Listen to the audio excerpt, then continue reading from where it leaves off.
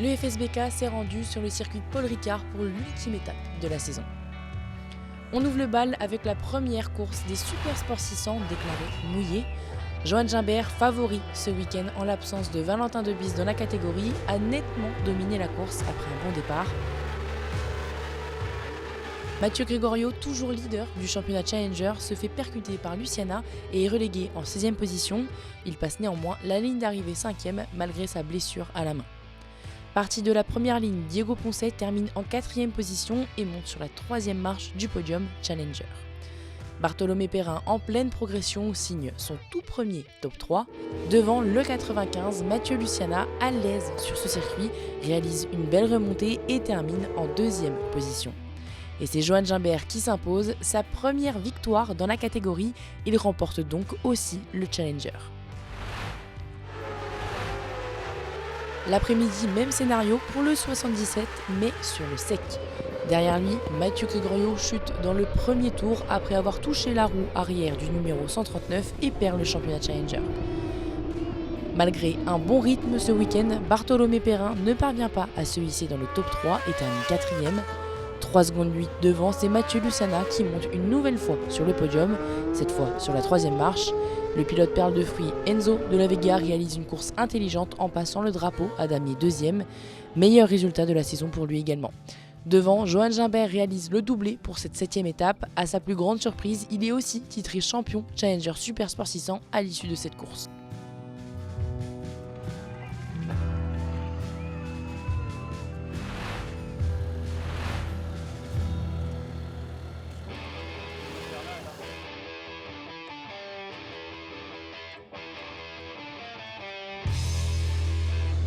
La finale de la catégorie Superbike se jouait ce dimanche. Avec 19 points d'avance sur Kenny Forêt, l'objectif de Valentin Debise était de gérer sa course sans accroc, mais coup de théâtre, en doublant Mathieu Ginez, il chute. Le 153 a tant bien que mal essayé de repartir pour marquer des points, il abandonne. Avec sa Yamaha, Mathieu Ginez se contente d'une 4e place. Martin Renaudin signe son 4e podium cette année et remporte le Challenger. Il réalise sa plus belle course cette saison. Alan Tescher, qui s'est bien battu avec l'homme de tête, monte sur la 2e marche du podium. Devant, Kenny Forêt profite des déboires de Valentin Debise et grâce à sa victoire, reprend la tête du championnat pour 5 points.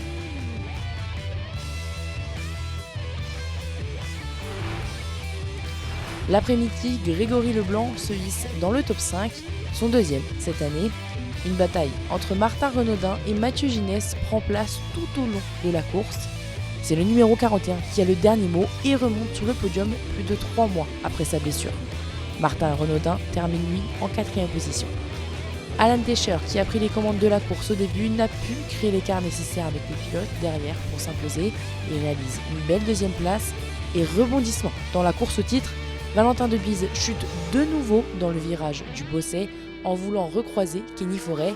Le 78 gagne alors la course et est titré champion de France Superbike pour la 2e fois de sa carrière.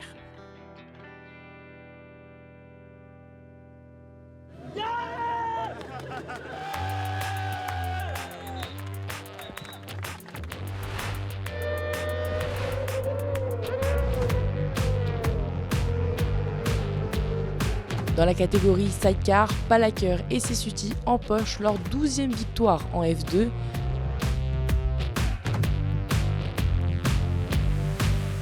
Perilla et Cochan terminent sur la 3e marche du podium. Le side de Wissen et Salmon terminent en 2e position. C'est le père et le fils Peugeot qui s'imposent pour la 6e fois de suite. Le duo Perilla et Cochan est titré champion de France à l'issue du week-end.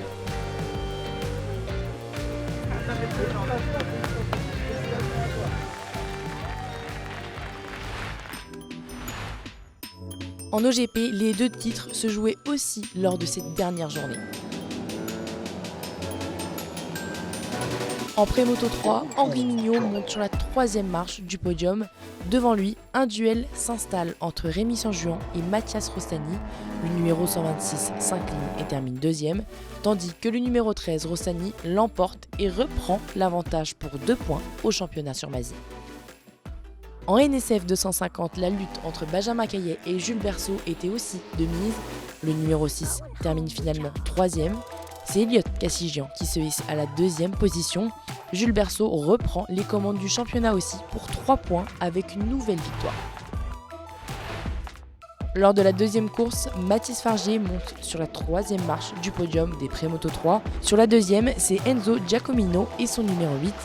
Rémi Sanjuan remporte cette manche au terme d'une course à rebondissement après une chute dans le dernier tour. Mathias Rossani est sacré champion de France Prémoto 3 pour un 10e d'avance sur Célestin Mazis.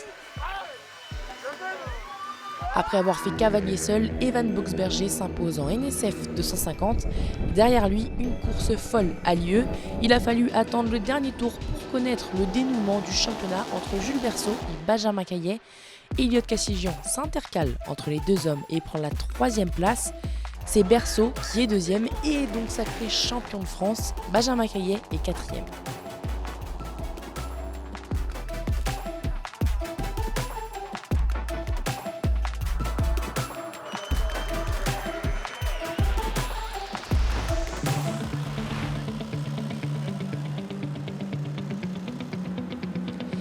C'est sur une piste mouillée que les pilotes Super Sport 300 ont pris le départ le matin.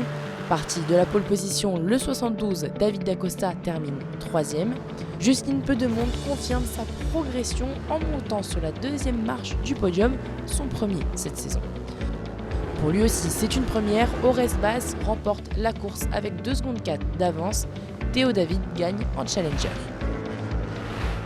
En manche 2, le numéro 99, Loris Chédron, monte sur la troisième marche du podium. David Dacosta et sa Yamaha terminent deuxième.